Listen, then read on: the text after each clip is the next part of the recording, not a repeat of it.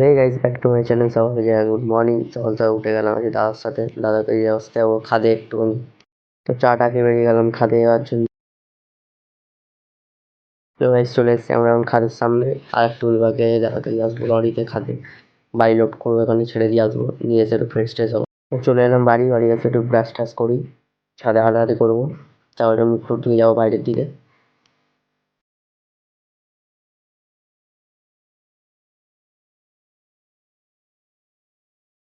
তো এখন আসছে, মুখটা ধুয়ে নেবো ফ্রেশ হয়ে, তারপরে একটু চুল টুল আসবে, বাইরের দিকে যাবো।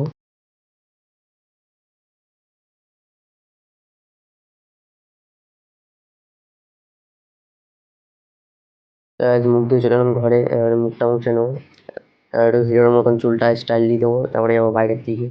তো গাইস বাড়ির দিকে খেতে চলে এলাম বাদে, আর এখানে গেছি নানু ভাইকে নিয়ে একটু নেবো নগর, তারপর একটু গেম ঠেকে দেবো, দিয়ে যাবো বাড়ি।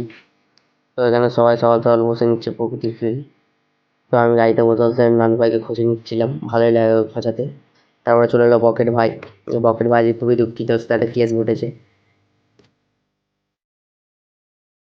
তো গাইস বাদ দিয়ে চলে এলাম একটু ঘুরতে, তিনজন মিলে গাড়িতে করে। এবার যাবো একটু ঘুরে টুরে আম মাখা করবো আজকে। রামপাড়া শেষ, এবার যাবো দিকদাবাড়ি গিয়ে আম মাখা করবো। চলে এসেছি রাস্তায়, দিকদাবাড়ি যাবো, গিয়ে আম টাম ছাড়াবো।